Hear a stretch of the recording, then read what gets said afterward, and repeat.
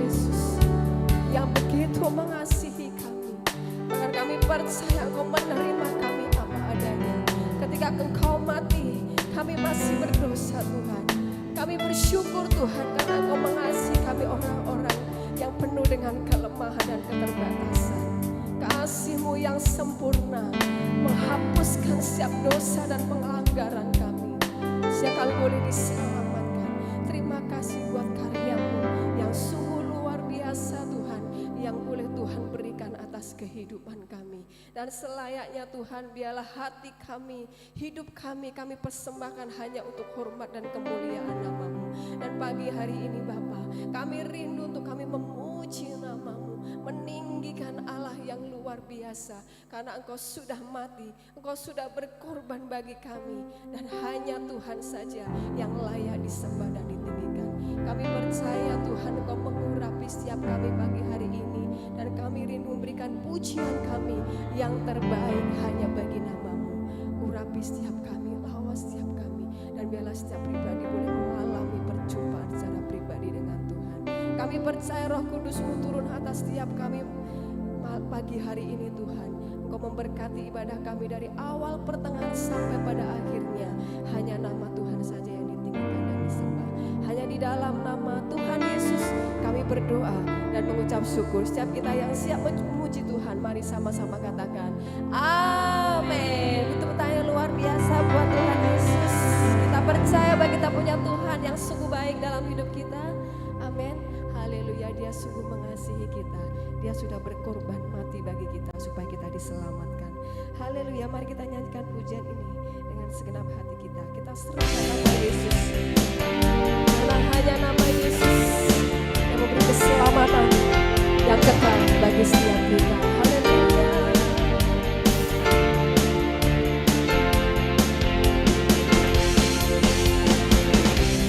Tuhanku maha besar, Tuhanku maha kuasa, ya Raja segala raja.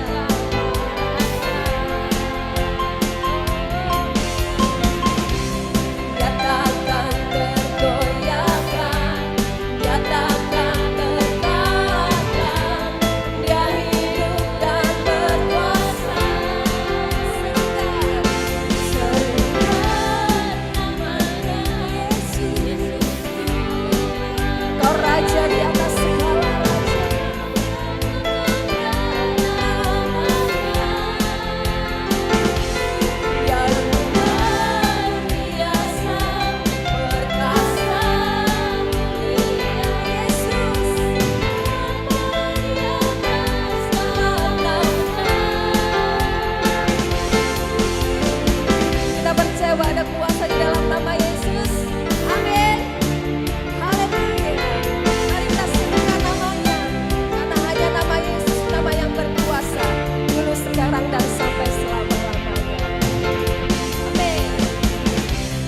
Tuhanku maha besar, Tuhanku maha kuasa, Raja segala raja.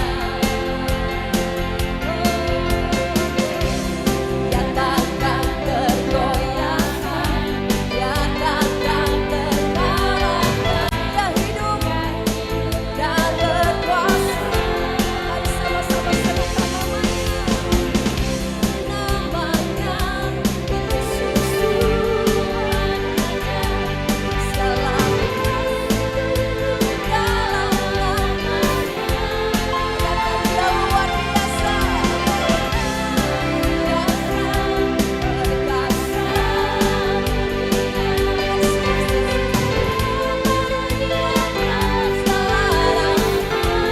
serukan namanya, Yesus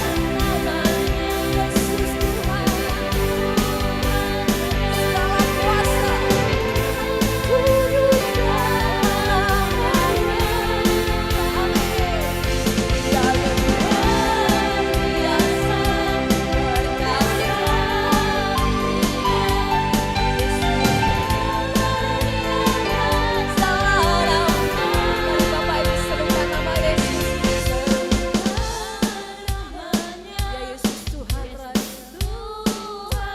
Pujian kami Tuhan. Mari katakan Dia luar biasa, berkata Yesus segala nama. Sekali lagi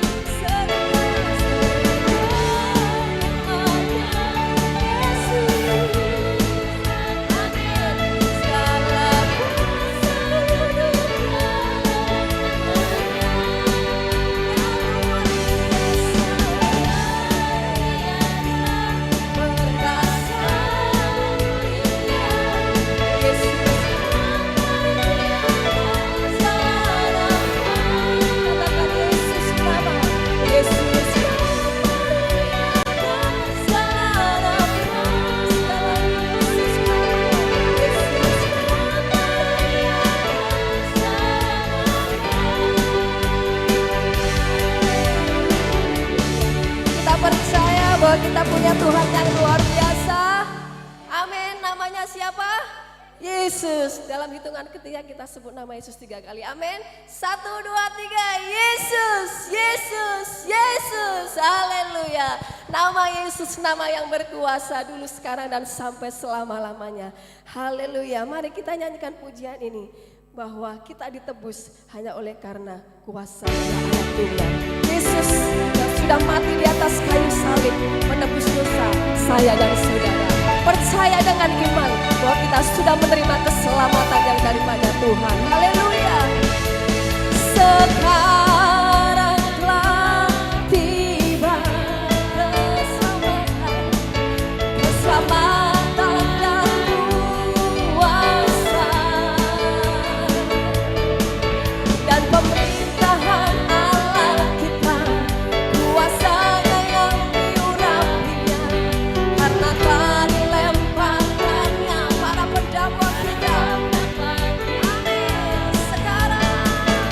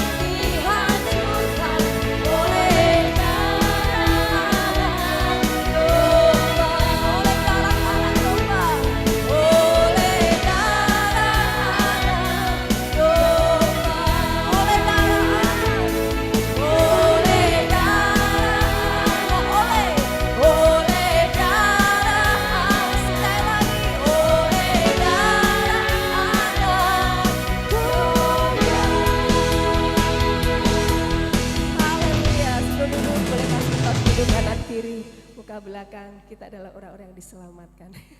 Kasih tos dulu Pak. Oke, ya kita bersuka cita di hadapan Tuhan karena kita adalah anak-anak kesayangan Tuhan. Hidup kita sudah dipilih dan ditebus oleh Tuhan. Amin. Saatnya kita akan berikan korban syukur kita. Sebelumnya kita akan berdoa terlebih dahulu. Ibu John Edi yang akan naik doa untuk persembahan.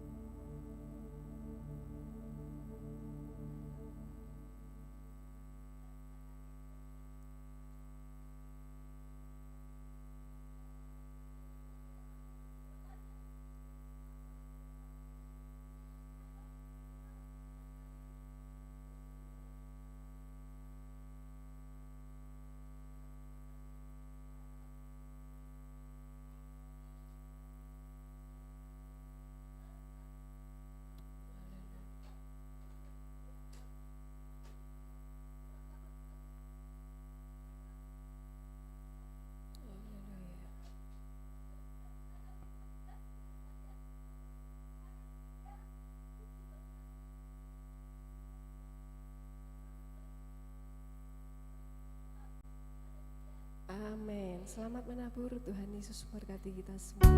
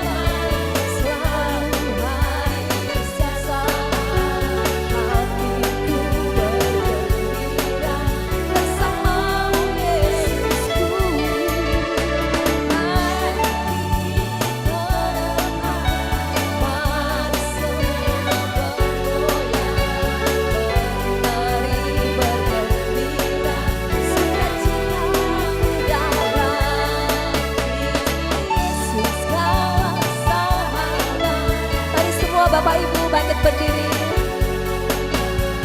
Hatiku bergembira bersamamu Yesusku.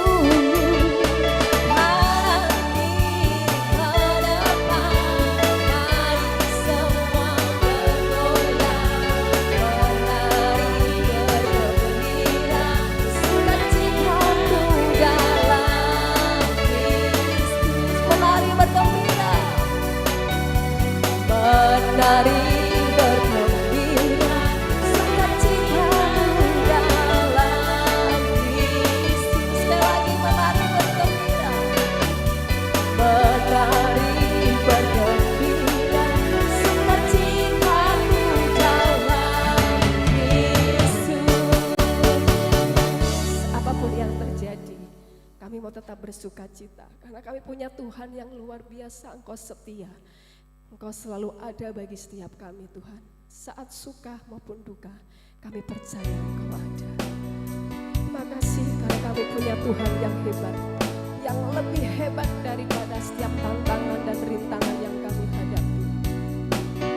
Percaya bahwa Engkau Allah yang penuh kuasa, Engkau Allah yang sanggup membuka jalan saat tiada jalan. Engkau Allah yang sanggup membuat mujizat dalam hidup kami. Terima kasih Bapa, terima kasih. Sepenuhnya hidup kami ada dalam tangan-Mu. Terima kasih Tuhan. Kami siap untuk kami menerima firman-Mu pagi hari ini. Firman-Mu yang memberikan kekuatan, firman-Mu yang menjadi jawaban untuk kami terus melangkah bersama dengan Tuhan. Dan kami percaya kemenangan demi kemenangan Tuhan sudah sediakan bagi setiap kami. Terima kasih Yesus, terima kasih. Haleluya. Mari kita nyanyikan pujian ini dengan iman. Dari dalam setiap kelemahan kita, kuasa Tuhan menjadi sempurna. Haleluya. Di dalam kelemahanku sempurna kuasa-Mu. Hebatnya tantanganmu, lebih hebat Tuhanku. Ku berserah kepadamu. Di dalam kelemahanku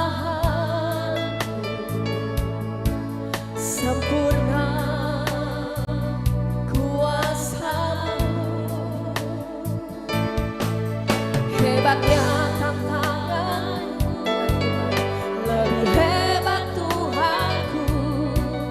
Ku berserah kepadamu.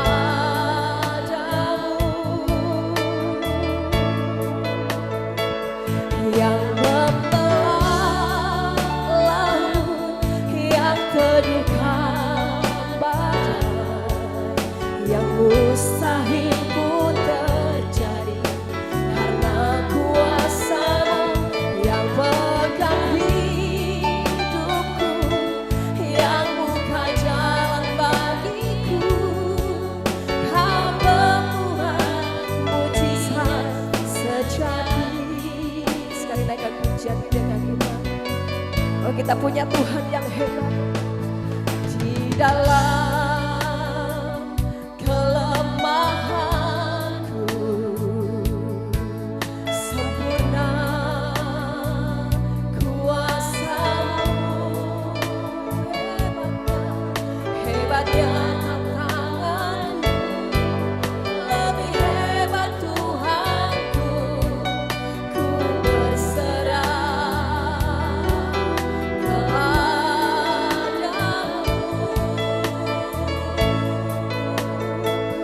Yang membelah laut, yang teduhkan badai, yang mustahil pun terjadi karena kuasa-Mu yang pegang hidupku, yang buka jalan bagiku. Kau membuat mujizat sejati. Katakan yang membelah laut, yang membelah laut, yang teduhkan badai, yang mustahil pun terjadi karena kuasa-Mu yang pegang hidupku, yang buka jalan bagiku. Kau membuat mujizat sejati. Sekali lagi dengan iman katakan yang membelah laut, yang teduhkan badai, yang mustahil pun terjadi karena kuasa-Mu yang pegang hidupku, yang buka jalan bagiku. Kau membuat mujizat sejati. Kau membuat mujizat sejati. Kau membuat mujizat sejati.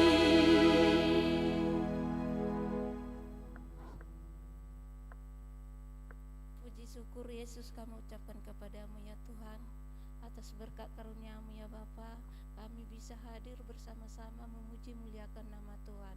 Kiranya pujian kami pagi hari ini Yesus bisa menyenangkan hati-Mu ya Bapa. Tuhan, sebentar Tuhan kami mau mendengarkan sebagian dari firman-Mu. Kiranya berkati hamba-Mu yang menyampaikan ya Bapa, urapi hamba-Mu ya Bapa, sehingga apa yang disampaikan semua berasal dari Engkau ya Bapa. Tuhan, begitu juga anak-anak-Mu yang sudah datang saat ini ya Bapa. Tuhan yang memberkati setiap kehidupan kami ya Bapa. Berkati apapun yang kami kerjakan Yesus. Tuhan, kami juga manusia yang berdosa ya Tuhan. Kami mohon hapuskan segala dosa kami agar kami layak menerima firman-Mu. Dalam nama Tuhan Yesus Kristus kami berdoa dan mengucap syukur. Haleluya. Amin. Amin. Silakan duduk Bapak Ibu. Shalom. Baik, kita siapkan hati untuk menerima kebenaran firman Tuhan. Hari ini adalah kita memperingati Pentakosta, ya, di mana Roh Kudus dicurahkan, Roh Kudus turun, dan mari kita juga berharap Roh Kudus memenuhi hidup kita. Amin. Kalau Roh Kudus turun atas hidup kita, maka kita ada kuasa. Ya, Kisah Para Rasul pasal 18 memberikan satu penegasan, kamu akan menerima kuasa kalau Roh Kudus turun atas kamu. Kuasa menghadapi segala hal, ya, kuasa menghadapi penderitaan, kuasa untuk memberitakan Injil, dan segala kuasa itu menjadi milik kita. Amin. Hari ini kita belajar tentang memberitakan dalam bahasa lain. Ya, judulnya aneh memang ya. Kita buka dalam Kisah Para Rasul pasal 2 ayatnya yang keempat. Kisah Para Rasul pasal 2 yang keempat. Oke, untuk lebih jelas kita baca ayat 1 sampai dengan 4. Kisah Para Rasul pasal 2 ayat 1 sampai dengan 4 kita akan membaca bersama-sama. Sudah ketemu kita katakan amin. Amin. Ya. Kisah Para Rasul pasal 2 ayat 1 sampai dengan 4. Mari kita membaca begini firman Tuhan 2:3. Ketika tiba hari Pentakosta, semua orang percaya berkumpul di satu tempat. Tiba-tiba turunlah dari langit suatu bunyi seperti tiupan angin keras yang memenuhi seluruh rumah di mana mereka duduk. Dan tampaklah kepada mereka lidah-lidah seperti nyala api yang bertebaran dan hinggap pada mereka masing-masing. Maka penuhlah mereka dengan Roh Kudus, lalu mereka mulai berkata-kata dalam bahasa-bahasa lain seperti yang diberitakan oleh Roh itu kepada mereka untuk mengatakannya. Amin. Yang berbahagia yang membaca firman Tuhan, merenungkan dalam hati dan melakukan dalam hidupnya sehari-hari. Saudara, pernahkah kita ini mencoba berkomunikasi dengan seseorang namun kita tidak ngerti bahasanya? Dan akhirnya yang kita sampaikan ya cuma yang kita dengar, dan yang menyampaikan itu cuma ngangguk-ngangguk, udah ngerti maksudnya. Ini kan sering kali juga saya alami ya, ketika ada arisan Bapak Ibu Saudara berkata dengan bahasa daerahnya masing-masing, saya mencoba menerka apa sih maksudnya, dan saya cuma ngangguk-ngangguk tapi tidak ngerti. Ya, tapi kalau saya ngomong bahasa Jawa Saudara bisa nangkep. Ya Saudara, menyampaikan sesuatu tetapi nggak ngerti, dan akhirnya ya cuma kalau nggak ngangguk ya menggelengkan kepala gitu ya Saudara. Nah Saudara, di tempat saya itu setiap hari, saudara juga tahu ya, setiap hari ada seseorang yang pasti dia lewat di rumah kami di sana, yang namanya Tukijo, tahu ya saudara ya. Saudara, Tukijo ini dengan pegawai-pegawai saya itu akrab sekali saudara ya. Dia bisu tunarungu juga rupanya ya, mungkin. Jadi dia kalau menyampaikan sesuatu dengan bahasa isyarat saudara. Setiap kali ketemu dengan pegawai-pegawai saya itu cuma bilang, nah itu apa maksudnya? Maksudnya apa? Jadi tidak ngerti. Kalau tidak gitu ya tidak ngerti saudara ya. Ya pegawai cuma ya gitu, tidak ngerti saudara ya. Jadi saudara, ini rupanya kalau kita berkomunikasi tetapi tidak ngerti bahasanya, ya tidak bisa nyampe saudara.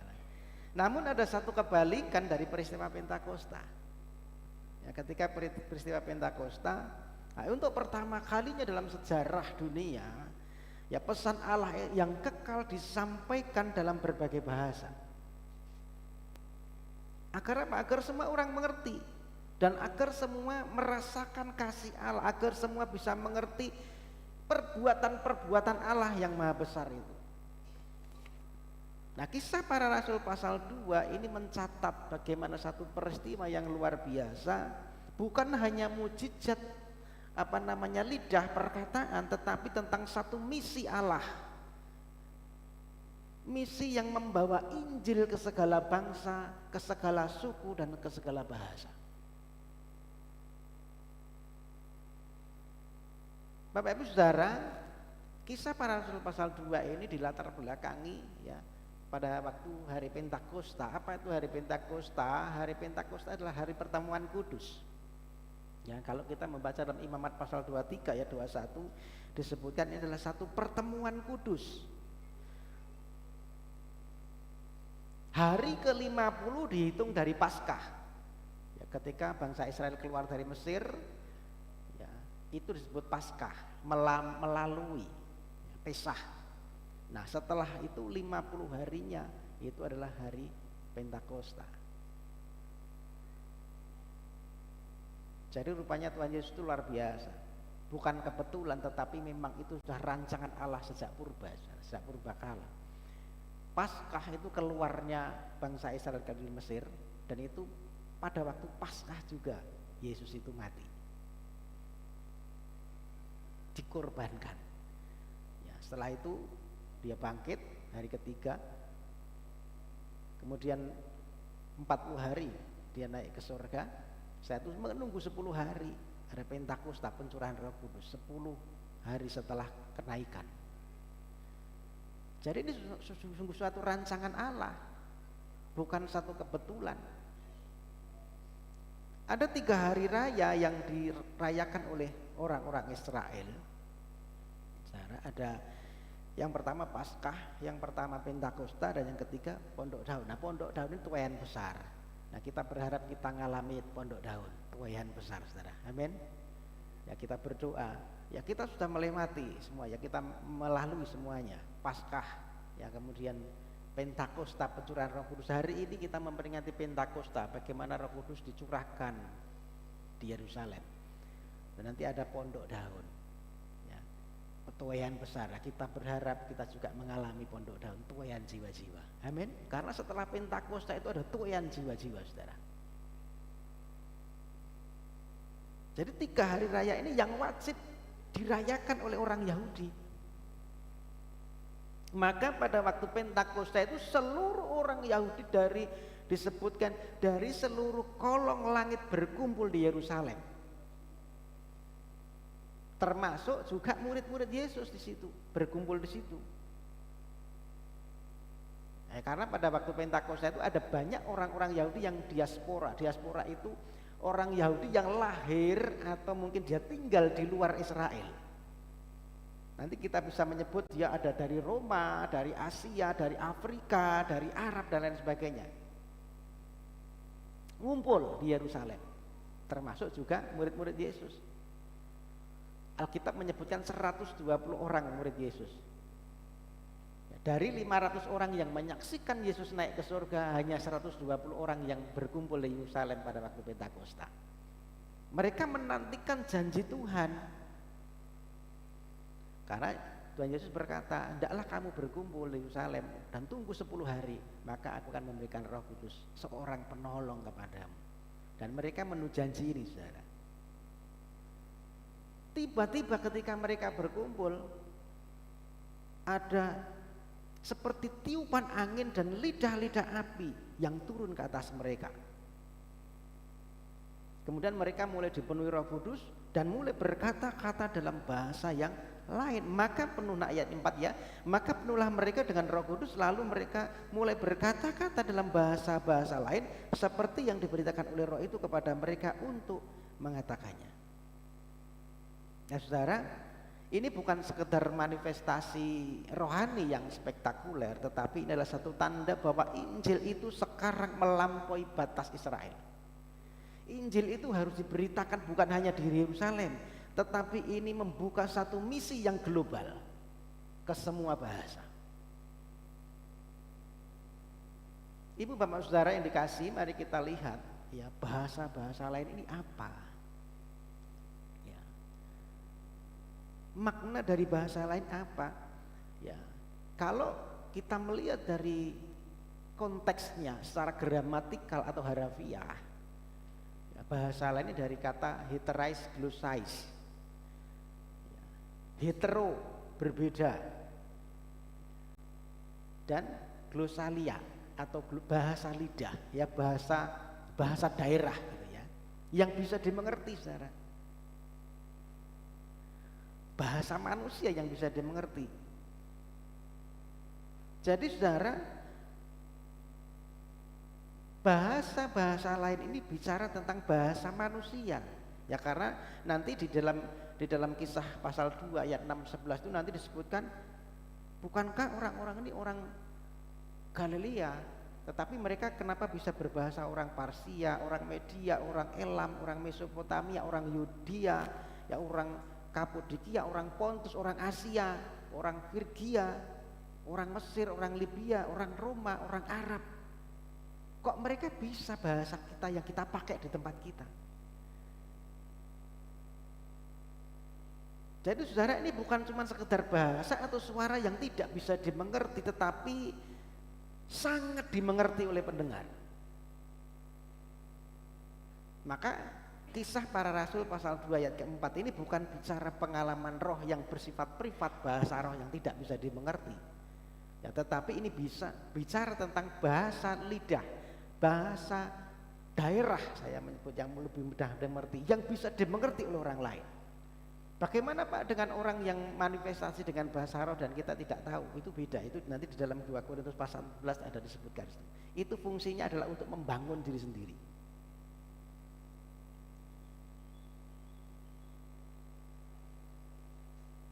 Jadi ini manifestasi Roh Kudus yang mendemonstrasikan misi global Allah melalui pengabaran Injil lintas bahasa. Intinya di sini, saudara. Jadi Tuhan ingin setiap orang mendengar Injil. Bukan hanya di Yerusalem.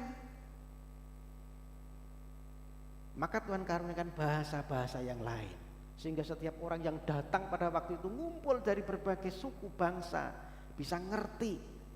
Mereka berbicara tentang keajaiban-keajaiban Tuhan, bicara tentang perbuatan-perbuatan Allah yang besar. Injil diberitakan. Dan kita lihat nanti dampaknya apa. Saudara, kalau kita melihat hari ini maka kita tidak anti, ya harus mempertahankan bahasa asli. Memang bahasa asli kita ada, saudara. Bahasa asli Alkitab kita itu, bahasa Perjanjian Lama itu ditulis dengan bahasa Ibrani. Ada, ya. Perjanjian Baru ditulis dengan bahasa Yunani, saudara. Tetapi ini kemudian diterjemahkan dalam berbagai bahasa. Tentunya yang namanya terjemahan ada banyak, ya ada kurangnya, tidak bisa persis sama, tetapi minimal kita ngerti maksudnya. Amin. Maka hari ini kita bisa melihat terjemahan Jawa, terjemahan Sunda, terjemahan Indonesia. Sekarang Indonesia terjemahan baru 2, TB2, ada terjemahan Batak, Ambon, ya, Papua dan sebagainya. Fungsinya apa? Ya supaya Injil bisa diberitakan. Supaya kabar tentang Yesus ini bisa diberitakan dan orang boleh mengenal Yesus, percaya kepada Yesus. Konteks bahasa bukan hanya tentang bahasa daerah, tetapi kita juga bisa bicara tentang bahasa generasi. Sekarang ada bahasa-bahasa anak muda, bahasa-bahasa yang gaul, mungkin saya tidak ngerti gitu ya. Ada juga bahasanya anak-anak, bahasanya orang tua, ya. Bahasa juga mungkin kita bisa pakai media sosial. Itu adalah bermacam-macam bahasa yang kita gunakan untuk bisa menyampaikan kabar atau pesan tentang Injil. Jadi secara harafiah ini bicara tentang bahasa yang bisa dimengerti, tetapi secara rohani ini juga bisa bicara tentang bahasa bukan yang kita keluarkan lewat mulut, tetapi tentang bahasa yang menyentuh hati manusia. Itu apa? Bisa bahasa kasih kita. Bisa apa? Bahasa kita mengampuni orang. Dengan apa lagi? Dengan bahasa kita bisa melayani orang. Jadi dunia butuh mendengar Injil dengan cara yang relevan, yang menyentuh hati, sehingga orang bisa mengerti dan menerima Yesus. Amin. Dan itu melalui kita semua, saudara. Jadi anak-anak muda bisa menyampaikan kabar tentang Yesus itu melalui konten. Bisa. Jangan hanya posting tentang makanan saja, saudara ya. Kadang-kadang posting juga kebaikan Tuhan. Amin. Itu bahasa yang kita pakai untuk menyampaikan kabar tentang Yesus. Ibu rumah tangga tidak harus khotbah. Dengan bahasa doa, dengan bahasa kesaksian hidup bisa menyampaikan kabar tentang Yesus. Amin. Itu yang bisa kita pakai. Orang yang bekerja tidak harus khotbah tentang Yesus, tetapi dia bisa menyampaikan kabar tentang Yesus dengan integritasnya. Bagaimana dia kerja yang mempermuliakan nama Tuhan. Itu macam-macam bahasa yang digunakan oleh Roh Kudus. Maka kalau kita mengingat kembali, saya pernah sampaikan bagaimana kita harus menjadi terang di rumah dan di tempat kerja. Amin ya. Itu bahasa yang kita gunakan supaya Injil sampai kepada orang-orang yang tidak mengenal Tuhan.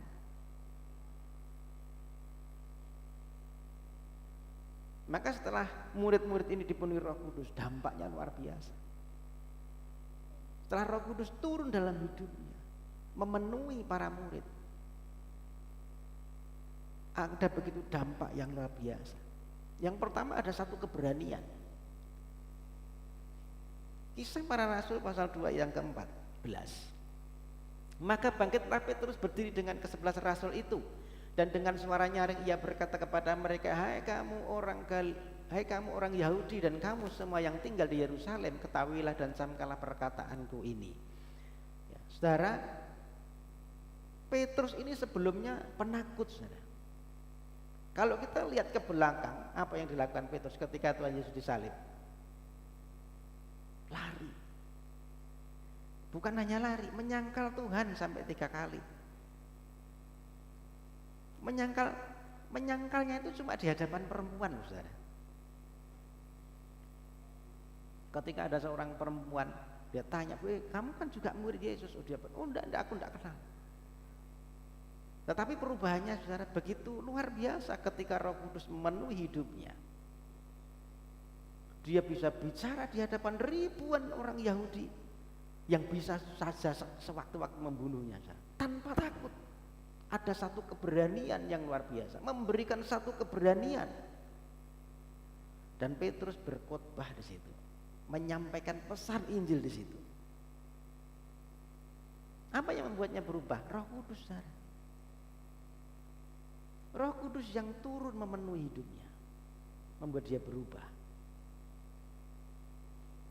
Dia diberi kuasa untuk menyampaikan tentang Yesus. Yakini sanggup memberitakan Injil di tengah banyak orang melalui bahasa yang dikaruniakan Tuhan kepadanya pada waktu itu, saudara. Sehingga kita bisa melihat nanti banyak orang bertobat. Nah, bagaimana dengan hidup kita, saudara? Ya, seringkali kan kita takut untuk menyaksikan tentang Yesus. Mungkin kita berkata, aku tidak pandai bicara. Hari kemarin itu sebenarnya ada yang ngomong sama saya, ada yang mau saksi, tapi kelihatannya tidak ada di sini, tidak datang di gereja ya.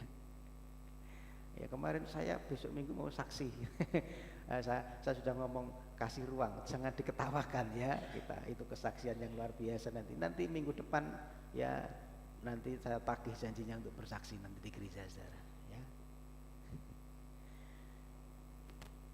Ya, jadi bukan masalah kita pandai bicara, atau mungkin kita tidak tahu mesti ngomong apa. Ya kita saksikan hidup kita, karena kita mengalami kebaikan Tuhan itu kita saksikan, saudara. Amin. Dan jika Roh Kudus memenuhi hidup kita, maka Dia memberikan kita kemampuan, keberanian yang supranatural untuk kita menyampaikan kebaikan Tuhan, berita tentang Injil. Ya mungkin kita kalau dengan bahasa kita mungkin malu, ya tetapi saudara, anak-anak muda dengan media sosial, kita bisa sampaikan Injil di situ. Kita kasih senyum pada tetangga itu juga menyampaikan pesan Injil, saudara. Ya, pesan damai sejahtera, ya kan? Makanya kalau kita lihat tetangga kita yang cemberut, ya kasih senyum, saudara, supaya dia terhibur. Sapa dengan ramah. Itu bahasa-bahasa yang kita gunakan untuk menyampaikan pesan tentang Yesus, saudara. Bahasa Injil yang nyata. Jadi ketika Roh Kudus turun, itu memberikan keberanian kepada kita untuk menyaksikan tentang Yesus. Yang kedua, bisa mengubah perbedaan menjadi satu kesatuan. Saudara, ketika peristiwa Pentakosta itu ada banyak orang dari berbagai bahasa dan budaya. Memang orang-orang Yahudi, tetapi diaspora, ya dia ada di negara-negara lain, dan dia membawa budayanya masing-masing, membawa bahasanya masing-masing dari negara yang dia hidup.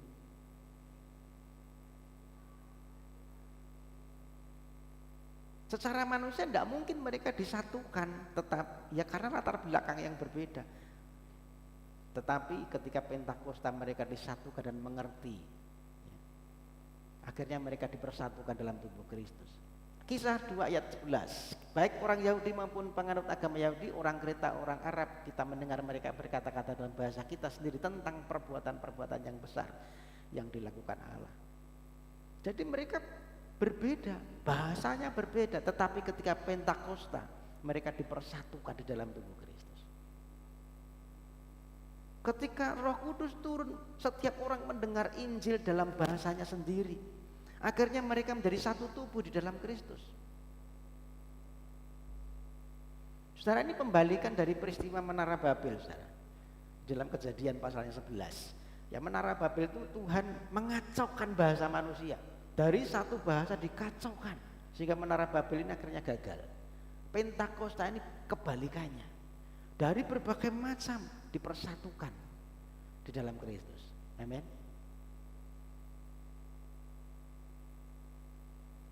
Jadi berbagai macam latar belakang dipersatukan di dalam Injil. Nah, saudara, hari ini gereja adalah tempat di mana orang-orang dari berbagai latar belakang, dari berbagai macam budaya, dari berbagai macam bahasa, dan kita dipersatukan di dalam Kristus. Amin. Kita menjadi satu tubuh di dalam Tuhan. Perbedaan bukan lagi menjadi penghalang untuk kita disatukan di dalam Tuhan. Justru perbedaan ini menjadi satu ladang misi untuk kita menyampaikan kebenaran firman Tuhan. Amin. Jadi Injil ini merobohkan banyak perbedaan, saudara. Perbedaan justru menyatukan kita, membuat kita menjadi satu. Kita tidak lagi dipisahkan oleh status sosial, kita tidak lagi dipisahkan oleh derajat kaya miskin, kita tidak lagi dipisahkan, kamu orang biasa, ini pejabat, tidak. Kita semua saling melengkapi. Amin. Satu tubuh di dalam Tuhan. Tidak ada satu orang pun yang merasa penting dan tidak butuh orang lain. Ya, kita semua butuh yang lain. Ya, jadi yang pertama, tidak ada satu orang pun yang merasa dia sangat penting sehingga tidak butuh orang lain. Enggak ada. Kita butuh orang lain. Dan yang kedua, tidak ada juga orang yang merasa begitu rendah, yang merasa tidak penting sehingga tidak diperlukan. Enggak ada, saudara.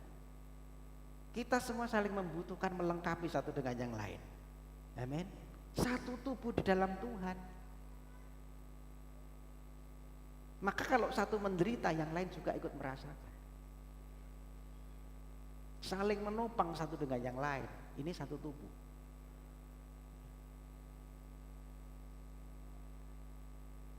Kalau satu anggota sakit, yang lain merasakan.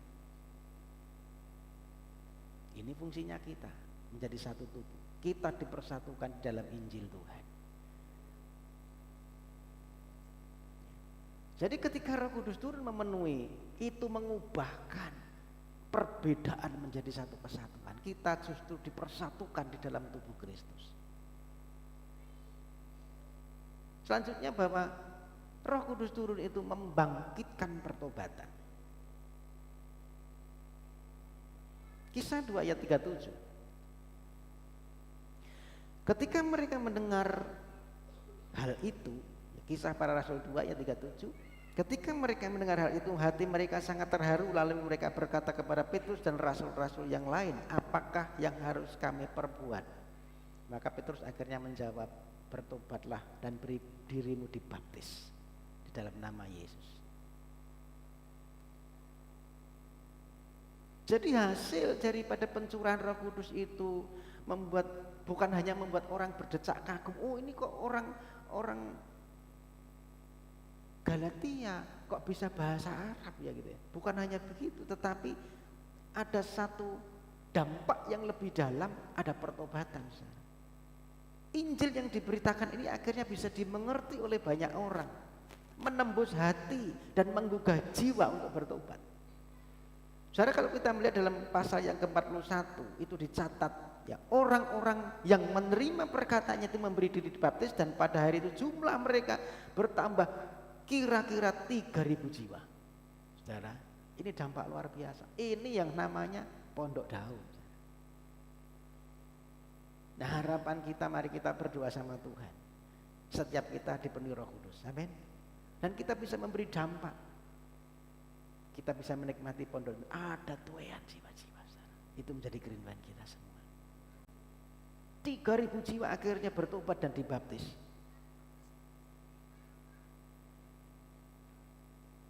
Saudara, kalau kita rindu orang lain bertobat, ya kita harus berbicara dalam bahasa mereka. Bahasa apa itu? Bahasa kasih bisa. Jangan hanya kita pandai menghakimi, saudara. Kalau ada orang yang berbuat salah, pandai kita menghakimi, sehingga kita lupa menggunakan bahasa kasih kita, saudara. Kita harus menggunakan bahasa pengertian. Kenapa sih begitu?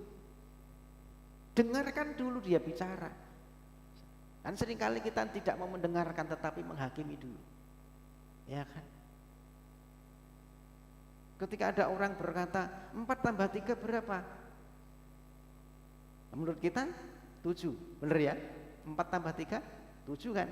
Tetapi ketika orang berkata 4 tambah 3 enggak 7 tetapi 1, nah, akhirnya kita menghakimi. Salah. Kita harus ngerti kenapa dia ngomong 1. Dengarkan dulu dia penjelasannya.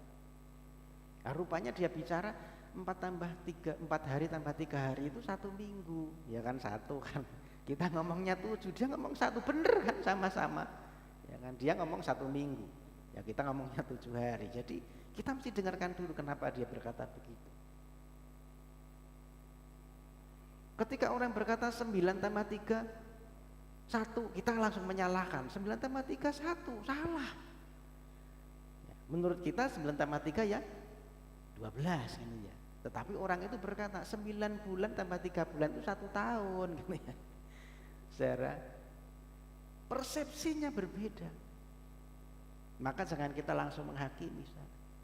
Gunakan bahasa pengertian kita, gunakan bahasa kasih kita, saudara.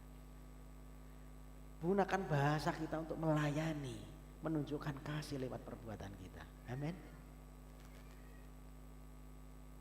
Ini yang membuat orang bisa mengenal Tuhan, yang menggetarkan orang untuk bertobat dan mengenal Yesus. Ya maka ada kebangkitan atas pertobatan. Nah, Roh Kudus merindu memakai kita semua untuk menjangkau orang-orang di sekeliling kita, di sekitar kita. Mulai dari keluarga, ya, dari tetangga kita, rekan-rekan kita dalam pekerjaan. Makanya kalau kita melihat dalam kisah pasal 1 ayat 8, ya, itu berkata, kamu akan menerima kuasa kalau Roh Kudus turun ke atas kamu akan menjadi saksiku. Di mana? Di Yerusalem, di seluruh Yudea dan Samaria sampai ke ujung bumi. Lingkungan yang terdekat yang pertama Yerusalem. Yerusalem itu adalah tempat di mana murid-murid Yesus berada, saudara. Ini melambangkan siapa? Keluarga kita, rumah kita, sahabat kita, komunitas kita yang terdekat, kita harus bersampai di situ. Amin. Gunakan bahasa yang bisa dimengerti mereka sehingga mereka bisa mengenal Tuhan. Tidak harus khotbah. bahasa perhatian kita, bahasa kasih kita. Jadi kesaksian dimulai dari Yerusalem, dari orang terdekat. Injil yang tidak berdampak dalam keluarga sulit untuk dipercaya di luar, saudara. Bagaimana kita bisa menyaksikan di luar sementara kita di Yerusalem saja, di rumah tangga kita, di keluarga kita, di orang-orang terdekat kita tidak menjadi saksi. Saudara, orang yang paling mengenal keberadaan kita itu adalah orang yang paling dekat. Orang yang mengenal keseharian kita itu ya keluarga, orang-orang terdekat kita. Ya kalau di luar kita bisa pura-pura, tetapi ketika kita sampai di orang-orang terdekat kita semua kelihatan. Amin. Dan situ kita harus benar-benar menjadi saksi Kristus. Maka kesaksian di Yerusalem itu kesaksian yang paling menantang menurut saya. Karena ini tidak bisa dibohongi. Semuanya lepas topeng di situ. Di Yerusalem, orang akan lihat kita, pembantu kita, anak-anak kita, semua tahu saudara, bagaimana hidup kita. Nah maka saudara, apakah keluarga kita sudah melihat Kristus dalam hidup kita? Apakah anak kita sudah melihat Kristus dalam hidup kita? Apakah suami istri kita sudah melihat Kristus dalam hidup kita? Apakah pasangan kita, orang-orang terdekat kita, sahabat kita bisa melihat Kristus dalam hidup kita? Ini pertanyaan yang perlu kita renungkan. Apakah mereka mendengar Injil dari keberadaan kita, saudara? Di Yerusalem. Kemudian mana? Di Yudea. Ya Yudea ini komunitas agak luas nih. Yudea ini wilayah yang lebih luas, tapi masih satu budaya, ya, masih satu dengan Yerusalem.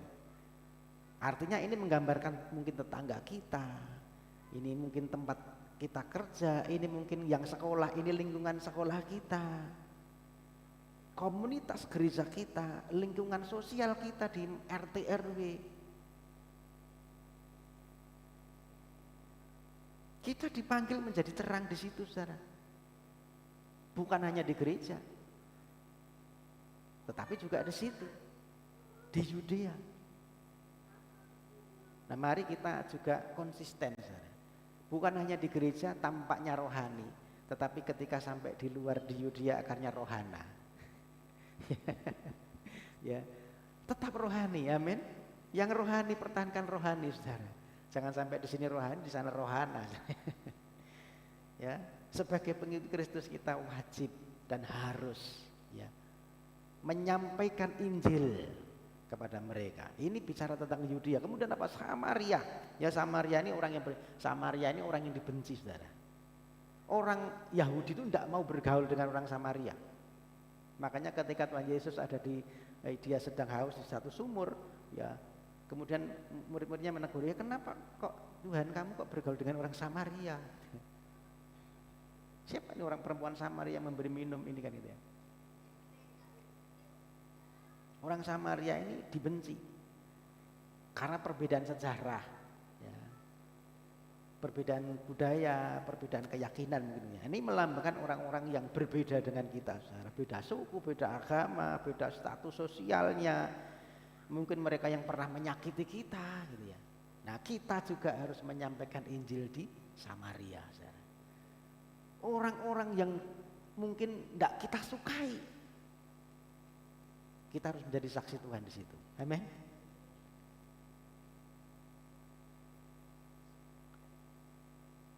Yesus sendiri memberi teladan ya ketika menjangkau perempuan Samaria di satu sumur ya, Yohanes pasal 4. Nah, saudara, maukah kita menjangkau mereka yang mungkin kita tidak suka, yang mungkin berbeda dengan keberadaan kita, mungkin berbeda latar belakang, suku, agamanya berbeda, tetapi tunjukkan bahasa penginjilan kita. Lewat apa? Kasih kita, perhatian kita, pelayanan kita, saudara. Nah, sampai di ujung bumi, ini misi global, saudara. Ya mungkin kita tidak bisa sampai di ujung bumi. Kita tidak semua diutus untuk pergi ke ujung bumi, tetapi setiap kita diutus untuk terlibat. Amin. Terlibat minimal, saudara, kita berdoa.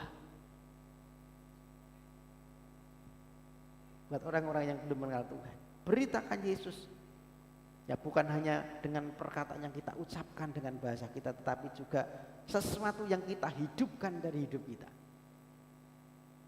Saudara, dunia lebih percaya pada kehidupan yang mencerminkan Kristus daripada apa yang kita khotbahkan.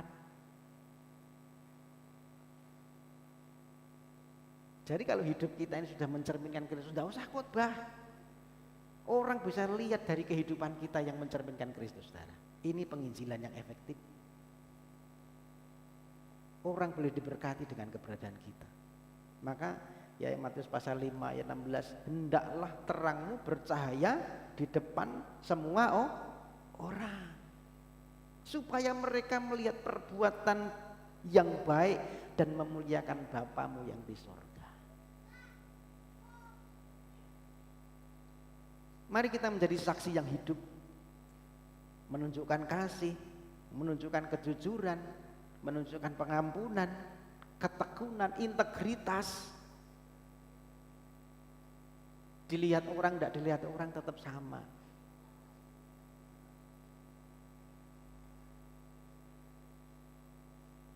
Pertanyaannya, apakah kita mencerminkan Kristus yang kita beritakan? Apakah orang lain bisa melihat Yesus lewat sikap dan perbuatan kita, saudara? Ini perenungan kita. Jadi saudara, hari ini Tuhan memanggil kita untuk menjadi saksi Kristus. Kalau Roh Kudus turun memenuhi hidup kita, maka kita dimampukan. Mari kita biarkan Tuhan memakai hidup kita untuk memberitakan dalam bahasa-bahasa yang relevan, bahasa yang bisa dimengerti. Dan marilah kita menjadi jembatan Injil di rumah, di tempat kerja, yang sekolah di sekolah, dimanapun kita berada, di lingkungan kita menjadi pengkabar Injil. Amin. Puji Tuhan, kiranya Tuhan memenuhi hati kita dengan Roh Kudus-Nya, dan kita beritakan Yesus lewat perhatian kita, lewat pelayanan kita, lewat bahasa kasih kita. Jadilah saksi Tuhan dimanapun kita berada. Tuhan Yesus memberkati. Kita akan ada perjamuan kudus. Saya mohon untuk pelayan perjamuan bisa maju ke depan. Mas Susilo ada? Ya, sama Pak Atuka. Ya. Kita akan naikkan satu pujian Roh Kudus hadir di sini.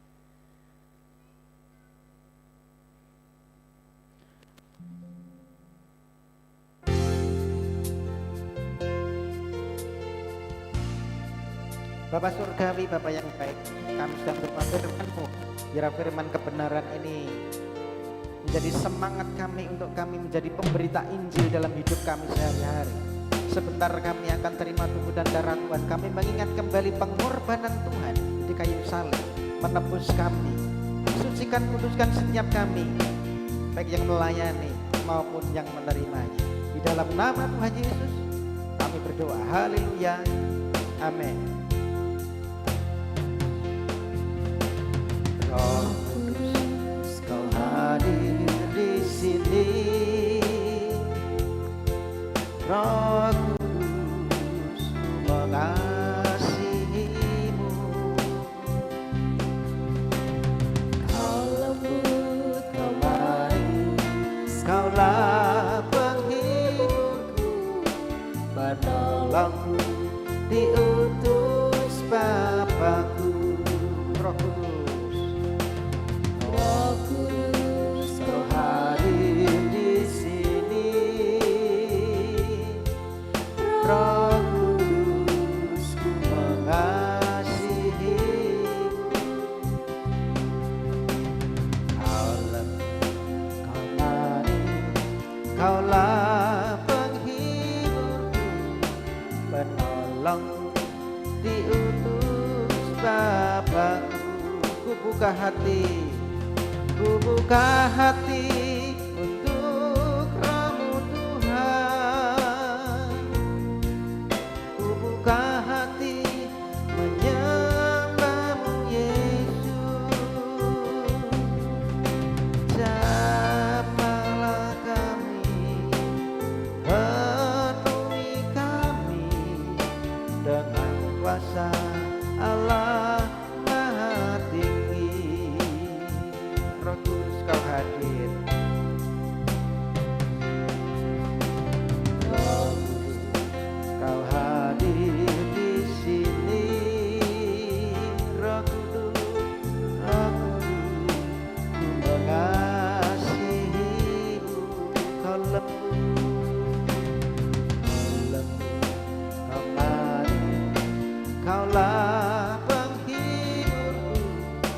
penolong diutus Bapakku. Ku buka hati untuk Roh-Mu Tuhan. Ku buka hati menyembah-Mu Yesus. Jamahlah kami, penuhi kami dengan kuasa Allah Maha. Ku buka hati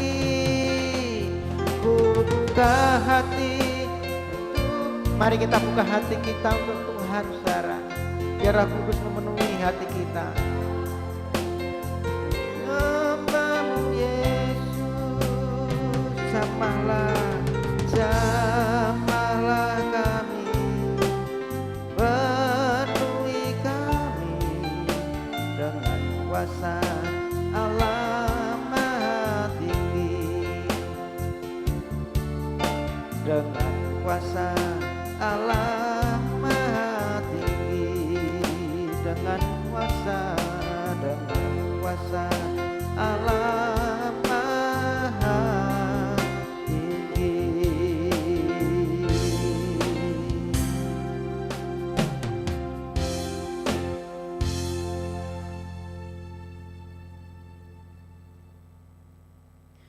Saudara, hari ini kita mengingat dan merenungkan apa yang Tuhan Kristus, Yesus Kristus sudah lakukan bagi kita. Dia mati untuk menebus dosa kita. Dia bangkit untuk memberikan kepada kita kehidupan yang baru. Dia naik ke surga untuk menjadi Tuhan dan Raja dalam hidup kita.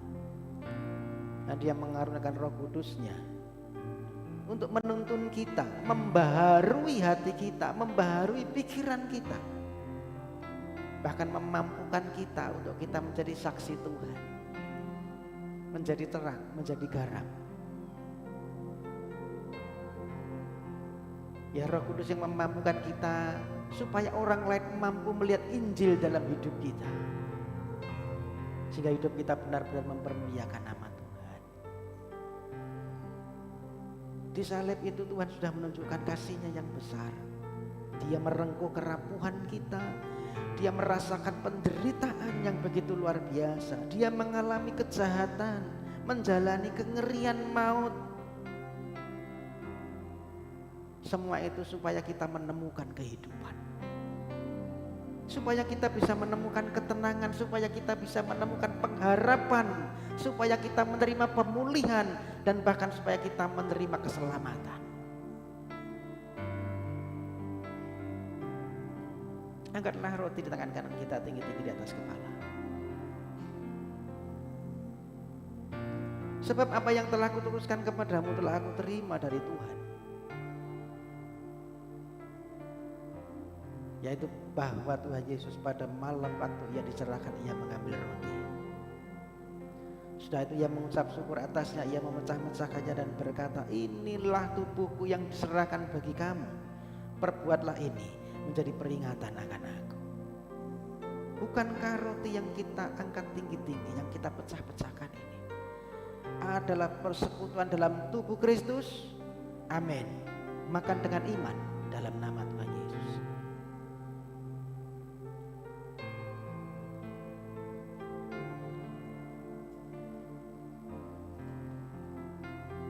Angkat cawan di tangan kanan kita.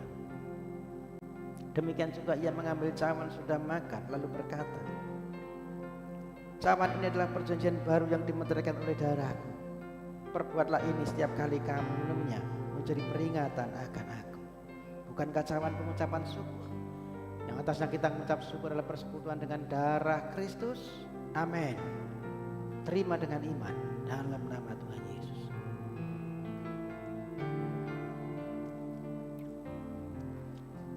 Mari kita naikkan syukur, ucapkan syukur kita atas kebaikan Tuhan. Haleluya Yesus. Haleluya Yesus.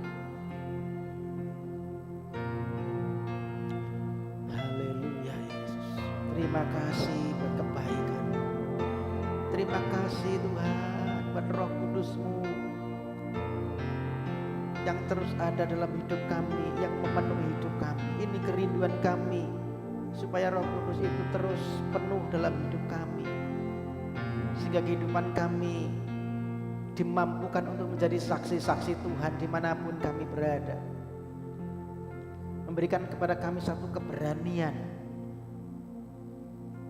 untuk kami menyampaikan berita baik tentang Yesus. Biar Roh Kudus-Mu yang memenuhi hidup kami ini mempersatukan kami Tuhan. Kami yang punya latar belakang yang berbeda, tetapi kami disatukan di dalam tubuh Kristus. Kami saling mengasihi, saling mengampuni,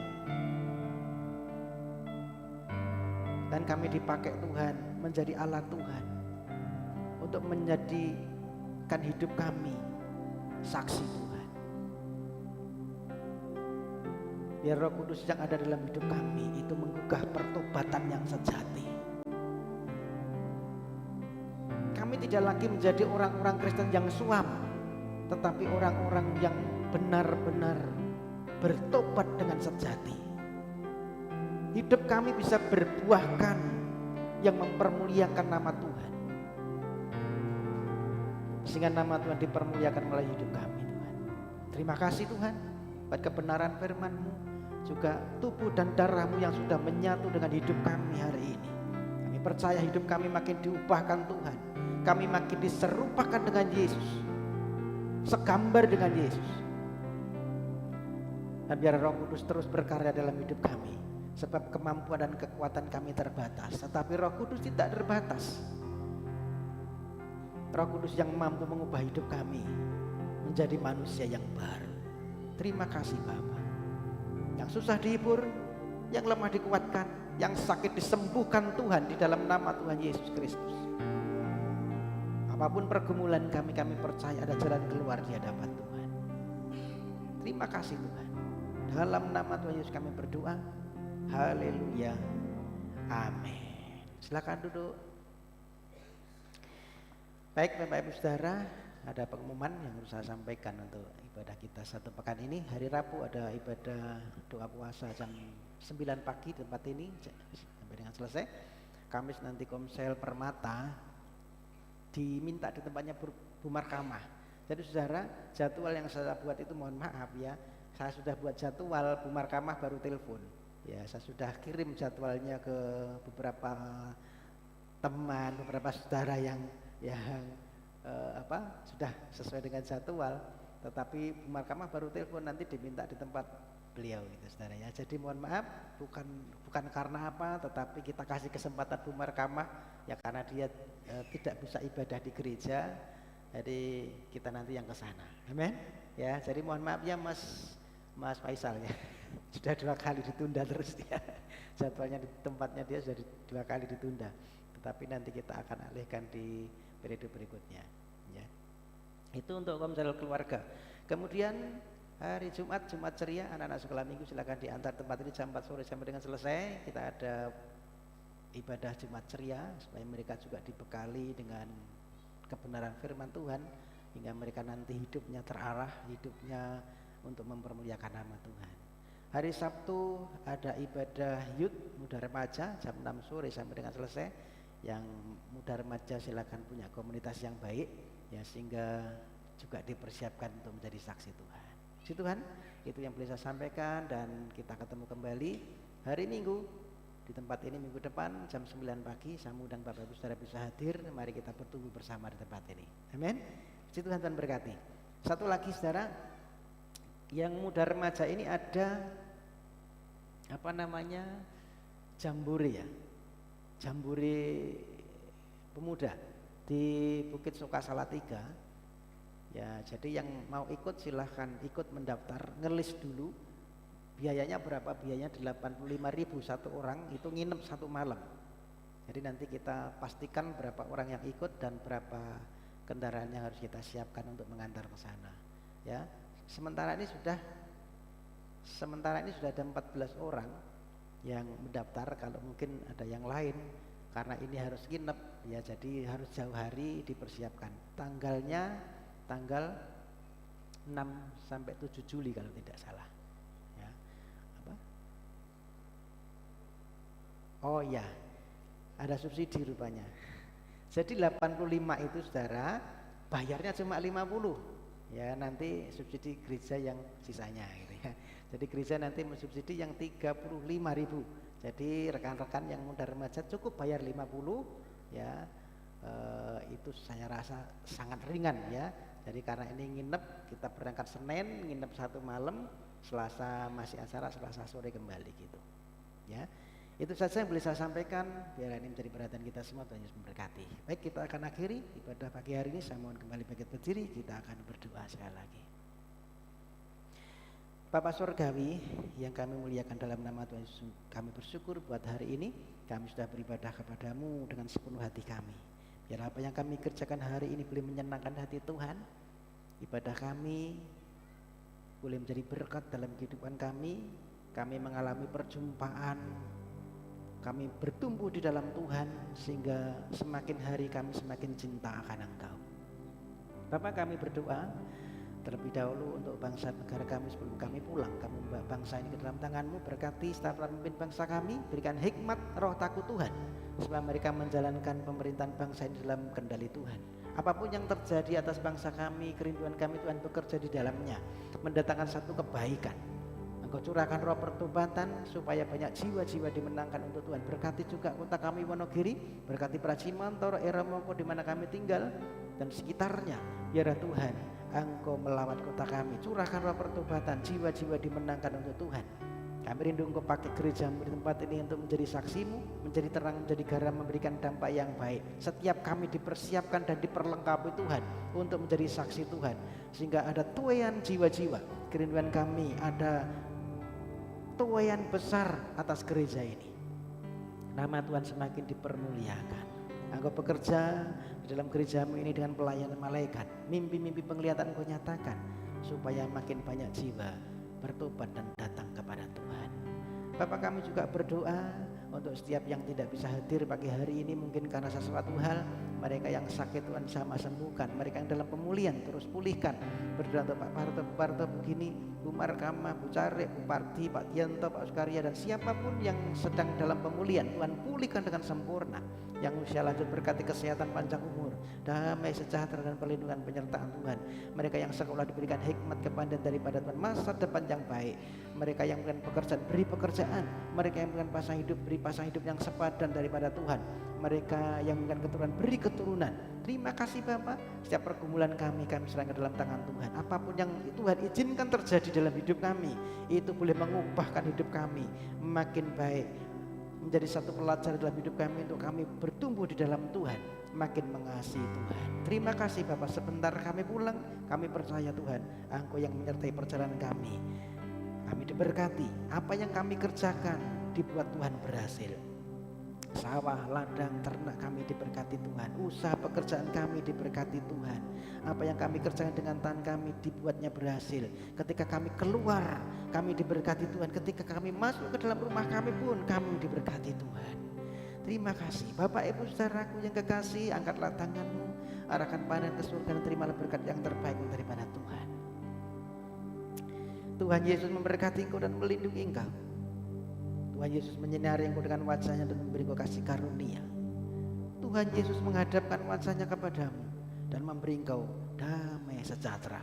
Terimalah berkat yang terbaik, berkat Bapa, cinta kasih Tuhan Yesus Kristus, dan persekutuan Roh Kudus menyertai hidup kita hari ini sampai dengan selama-lamanya. Di dalam berkat nama Tuhan Yesus Kristus, setiap kita yang percaya diberkati, mari sama-sama katakan amin. Bapa, terima kasih. Bapa, terima kasih. Bapa di dalam surga,